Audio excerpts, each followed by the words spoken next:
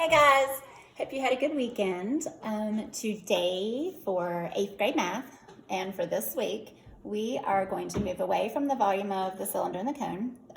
Most of you did a really good job with that last week, but this week we are focusing on inequalities.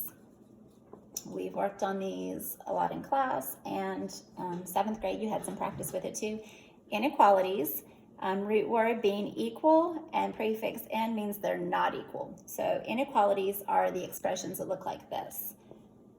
They have a greater than sign, they have a less than sign, they have a greater than or equal to sign, or they have a less than or equal to sign. These are inequalities. These are what we're going to practice this week. So I'm going to show you a few problems on here. So then when you practice them on IXL, you will know what you're doing. So let's look at the first one. The first one that you're going to do on IXL is X.1. And they are going to give you a problem like 12 is greater than U. And you have to choose what number could go in U's place. So the choices are 7, 2, 3, and 5. And you are choosing the number that would make this inequality true. 12 has to be greater than these numbers, and in this case 12 is greater than all of them. So you will select all of those. You just plug them in and see which one's true. That's the first IXL lesson. It's very simple and very basic. Then we'll go to X.2 under the 8th grade math tab, and here's where you are going to graph the inequalities on a number line. So they're going to have a number line with numbers on it, and this first one says X is less than 6. So we need to find the number 6 on the number line, put a circle above that, so you'll click on it. Now it says that X is everything less than 6. So X can be all of these numbers down here. X cannot be 6. It doesn't say X is equal to 6. It says it's only the things less than. So you do not color in or shade in that circle because X is not, 6 can't be a value here. So this is what you would graph, and then you click submit. That is what you'll do on X.2.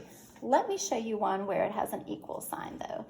Let's say it's X is greater than or equal to 15. So first thing you do is find the number on the number line, put a circle above it. X can be greater than or equal to 15. So X can be all the numbers bigger than 15. All of these numbers.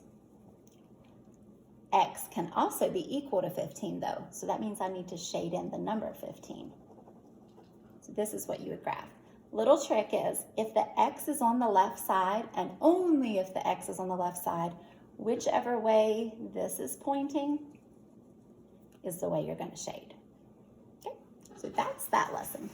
Should be pretty simple. Then you're going to practice some more inequalities on X.3. In this one, they're going to give you a number line with something shaded on it, and you are writing the inequality. So I know I have an X, always, and put it on the left, and I know I have the number where the circle is. So I want you to write those two things down first. And then you just have to decide, is X greater than 4 or is X less than 4?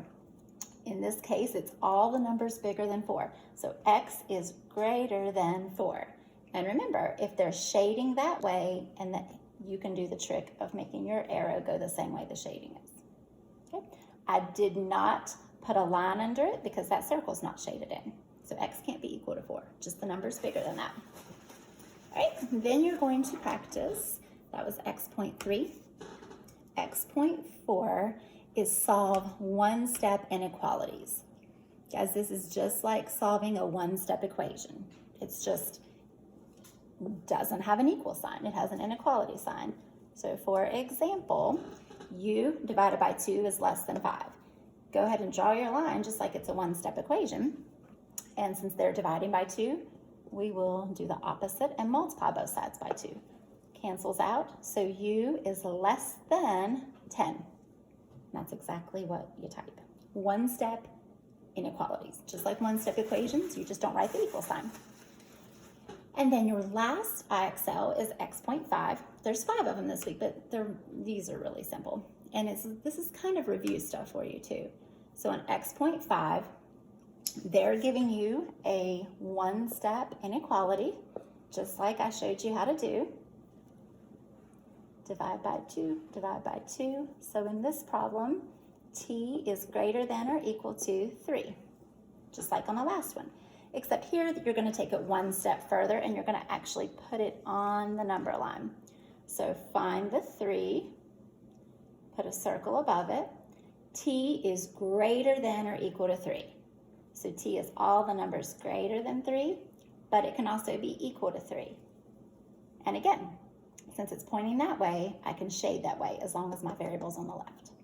Okay, so those are your 5 IXL lessons. I'm going to write them on the board, because I'm sure you probably don't remember everything I just named. X.1, X.2, X.3, X.4, and X.5.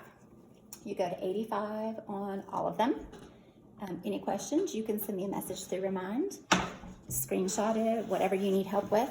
Also, there's another YouTube link I'm sending you where you are going to either take a picture or a short little video of you using math at home this week. So anyway, I hope to see you guys soon.